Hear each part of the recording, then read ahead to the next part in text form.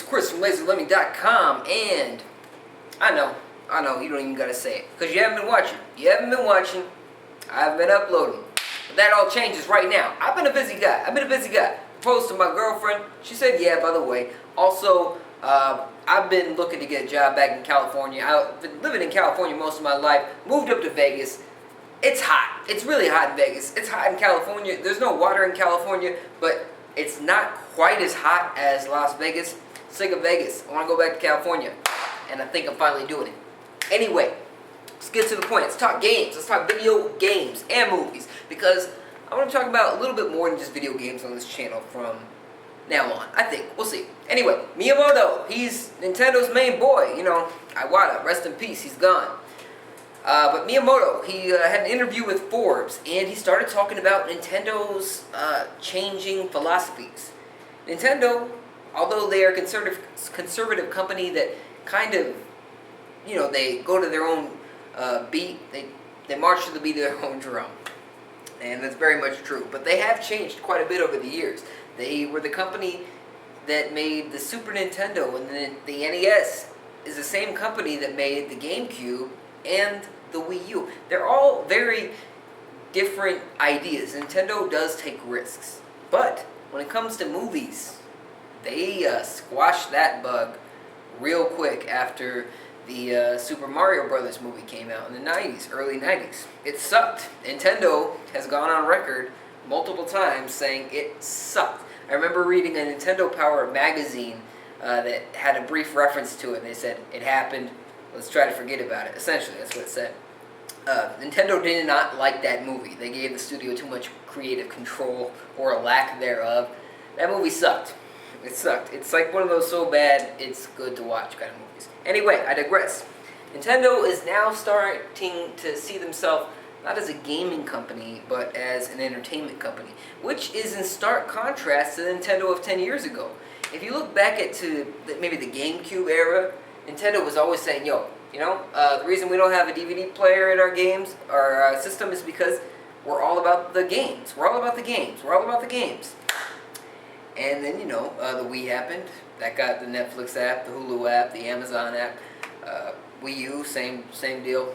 No DVD player still, and that's finally starting to work in Nintendo's favor. I wouldn't say that not having DVD or Blu-ray playback on their systems is a good thing, but it's finally becoming a much less important thing, especially for millennials and people that just don't see cable as a big deal anymore. Microsoft really bet on the wrong horse when they first announced the Xbox One, I gotta say. They were really trying to live in an era that had gone away. But yeah, Nintendo is finally, they're seeing themselves in a grander scheme. And if you remember, a while back there was that rumor about Zelda series being developed by Netflix, and it was going to be like a Game of Thrones sort of show for the whole family, essentially. But Iwata, I believe it was Iwata, he tried to squash that rumor a few months back before he died. So I don't think that show is still something that's actually happening. There's probably something that was being talked about, but I don't think that show is actually in active development. But anyway, Miyamoto in Forbes, he had a quote. I'm going to pull it up for you in a jump cut. Here's what he said. I've always felt video games being an interactive medium and movies being a passive medium mean the two are quite different. However, as we look more broadly at what is Nintendo's role as an entertainment company, we're starting to think more and more about how movies can fit with that. And we'll potentially be looking at things like movies in the future. Boom. Okay. Mix this in with the strong rumor. It's not even a rumor. Remember that Sony leak, the email leak, when Sony got hacked. All those Sony emails were coming out for like a month and a half. One of those big chains was that Sony was talking with Nintendo. Sony Pictures was talking with Nintendo about creating a Mario movie. And this is fact. There are pictures with Iwata standing next to one of the Sony Pictures dudes, like shaking hands, smiling and shit. And that seemed like it was something that was possibly, maybe even probably happening. I don't know what the status is on that now. People, especially gamers that don't really know too much about the film industry, have a hard time separating Sony Pictures from Sony PlayStation. They're different. They're different beasts. Sony's a huge company, and it's not full of fanboys. It's not like one unified hive mind. It's not that. So the possibility of Sony execs being excited about a Mario movie is very real. It's very real. It's not like the PlayStation guys are running Sony Pictures. That's not the case. The Sony Pictures guys know nothing about what PlayStation's doing and vice versa. So that kind of rumor adds a little bit of steam to what Miyamoto is saying. So I think what he's saying is honestly just a clue of what's to come. If you remember, he helped create these Pikmin short films that came out around E3 time, I believe. Nintendo charged for them, so I never actually saw them. They're probably on YouTube for free somewhere. But Nintendo is starting to reach broader, and you could see that not just with the Netflix and Hulu apps that are available on their systems, but also if you look at not just the Pikmin shorts as well, but if you look at what they're doing with, I'm trying to actually just trail the sentence because I totally lost what I was going to say, but if you look at jump cut, if you look at the fact that they're also getting into mobile now, and they're just trying different things that they've outright stated they weren't going to do in the past, then you can see that Nintendo's changing. I think as of this recording, they still haven't announced a new president.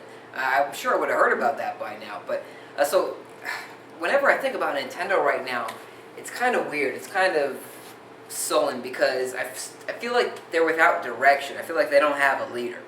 And, you know, that's not the case, I'm sure, because it's a huge multi-billion-dollar company.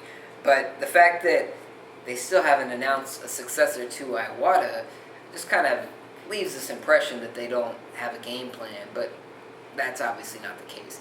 They're working on the NX, which is sounds like it's more and more. It sounds like the code name for a plan of consoles and handhelds that can be updated regularly. I think they're going for an iPhone thing. Anyway, I'm getting off track here. Movies, Nintendo movies. They've done it before. They've done it poorly.